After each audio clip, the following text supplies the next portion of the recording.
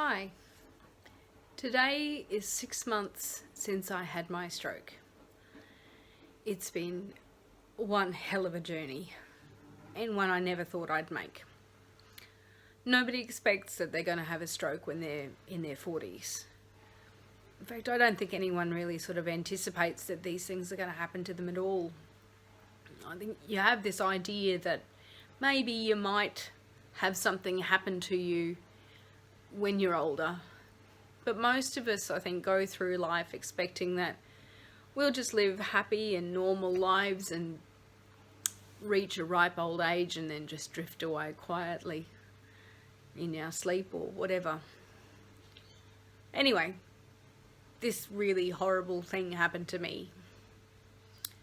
And it was 6 months ago today. So I've been thinking about how I feel and what I've been through and my hopes for the future. And frankly, I have as much doubt in my mind today as I did the day they told me.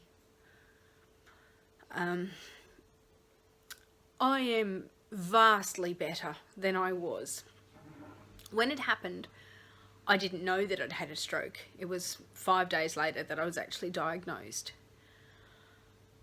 So what I felt when it first happened was strange and confusing, but I had this idea that it was going to go away. And perhaps that idea has stayed with me,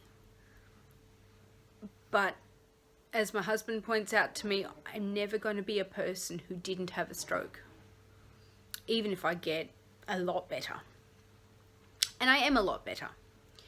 When it first happened, I had no feeling on the right side of my body. I couldn't move anything. I didn't have any problem with my face. And I guess that's the classic stroke thing that you think, well, the acronym is FAST, F-A-S-T, face, arms, speech and time. My speech was fine and my face was fine. So my arm and my leg were affected. I had no idea. Everything felt like it was like a dead arm or a dead leg. You know that thing when you sit in the wrong position and you've pinched a nerve and it's sort of your arm goes to sleep or your leg goes to sleep. Well, that whole side of my body went to sleep.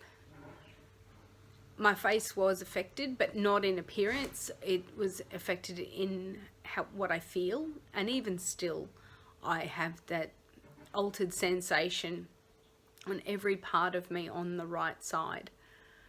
I have hypersensitivity. Which means that if you touch me on that side of my body, it feels like I feel it more acutely, more intensely. In the initial phase, in the first few, well, certainly the first few weeks, maybe even the first couple of months, gentle touch felt like I was being scraped with steel wool or Velcro. It was a really unpleasant feeling. And I still have traces of that, mostly when I'm fatigued. And I have to admit that I'm feeling a little bit that way right now. Fatigue is my symptom that has persisted. And most days I need a bit of a nap. Some days I need an all-day nap. And actually, it's not even a nap as much as I just need to be resting, because sleep doesn't necessarily make me feel better. But sitting down quietly or resting calmly can make a difference. I'm learning that there are ways that I'm affected that I didn't recognize at first. So my capacity to think through some problem-solving issues. Sometimes my ability to string a sentence together is affected. I can't always find the right words. I'm even noticing little things in like when I swallow. I didn't have swallowing difficulties. So there's a test that you have to pass when you first diagnosed with stroke, and I got through that test, no problem at all. I don't know whether I would pass that test now, or there are some days when I don't think I would pass that test, particularly when I'm tired. I don't know what the future holds for me. I am scared. I'm dealing with not knowing why it happened. And at 6 months on, I still don't really know why it happened. I know that it did happen. And if you don't know why, you can't really fight the underlying cause. If it was something like high cholesterol or high blood pressure or, you know, something like that, we'd go, yep, that's exactly what it is. Or there's a hole in their heart. Yep, they've checked that out. I don't have a hole in my heart. I didn't really have, my blood pressure was probably a little higher than it should have been, but, you know, it wasn't at ridiculously high levels. My cholesterol was good. For a person of my size, my cholesterol level is actually excellent. But nevertheless, as a precaution, I'm now on antihypertensives and I'm on whatever, all the cholesterol medication that I'm meant to be on. I'm on all the things that I should be on. But they're all just the run-of-the-mill precautions, because we don't really know for sure what caused it. And not knowing for sure what caused it means we can't be sure that it won't happen again. And that's the scary part. And I'm choosing to do this reflective video or whatever to show that there's a real pain behind it for me.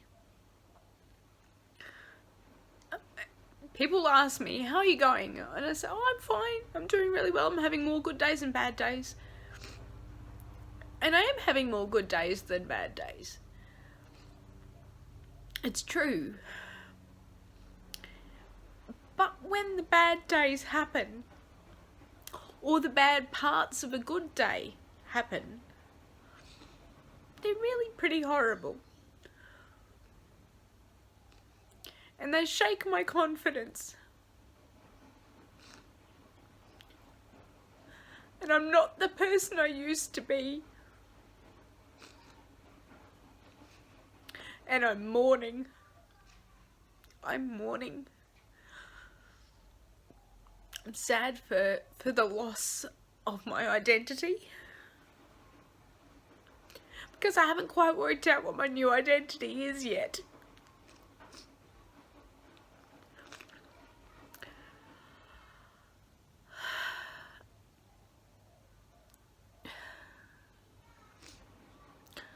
But I'm keen to be on top of this, and I'm keen to get myself back on track. And it's not the track I was on. So I have to find a new track to be on. And to be happy and positive about that. I'm playing the organ again and I'm singing again. I'm doing a lot of work with my music actually. And I'm glad that I have got enough strength back in my hands to be able to play. I don't have full feeling back again. So I can only play simple chords with my right hand.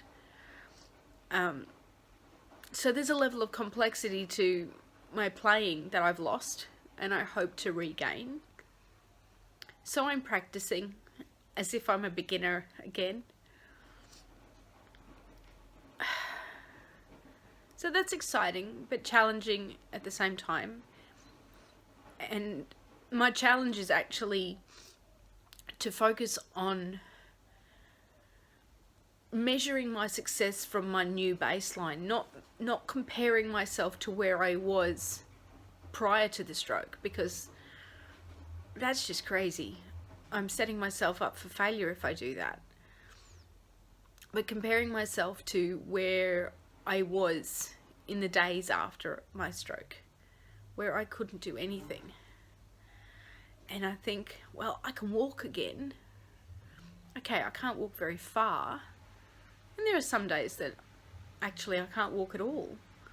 But most days, I can walk around my house. Most days, I can get from my bedroom to the lounge room, to the dining room, to out to the car. I can't walk around a shopping centre, but I can do lots of things. I can do things that I couldn't do on the 5th of April or the 6th of April or the 7th of April. But now that it's the 5th of October, I go, yep, I can do that. I can go to the toilet by myself. There's a thing I never thought I'd have to have as a measure of success.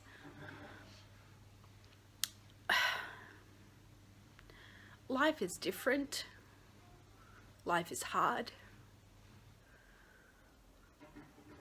But ultimately, I want to be a part of it. I wish this had never happened. But it did. And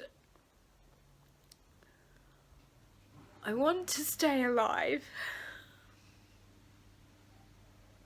I love my family. I'm so grateful to my husband, Sean, and my daughter, Rosie, for all that they do for me, and for my mum, who looks after me nearly on a daily basis. For all the people who have helped in one way or another. A friend who bought me a wheelchair for those days that I can't walk. Or the people who have donated very generously to my Chuffed campaign.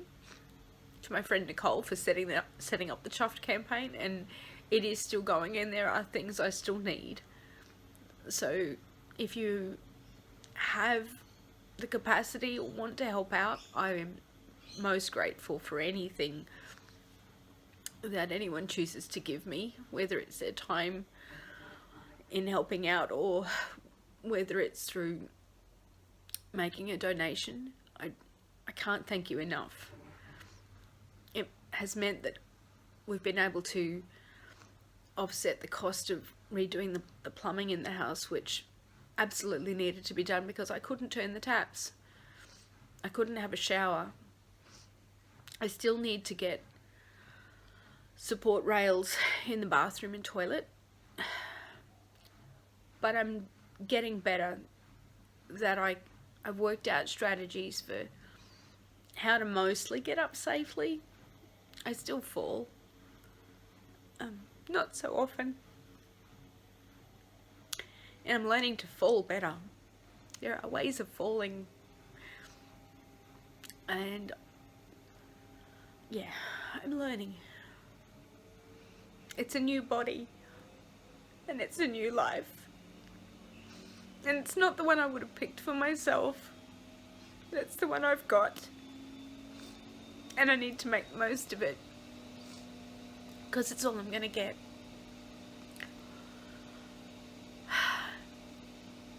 Anyway, 6 months on, and as you can see, I'm still got a long way to go, emotionally at least. I'm not as stable there as I'd like to be. It's okay to cry. That's what I tell myself. It's okay to cry. Because I do that often. Wish I didn't. I don't want to.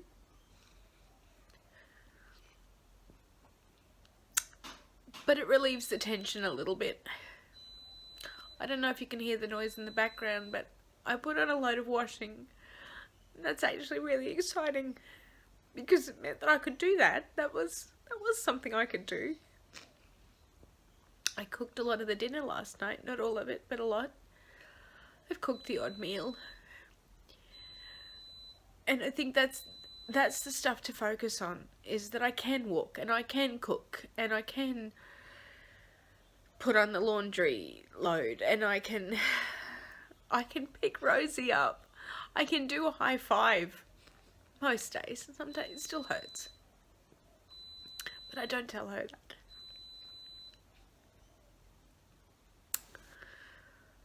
But I love being alive. And I'm going to keep doing that as long as I can. So those of you who are inclined to pray, please pray for me. Because my journey's not over yet. I feel like I'm some kind of butterfly or something. I'm not yet in my final form. I don't know what I'm going to look like when I'm done, but it's not going to be this. Anyway, I think that's enough for now.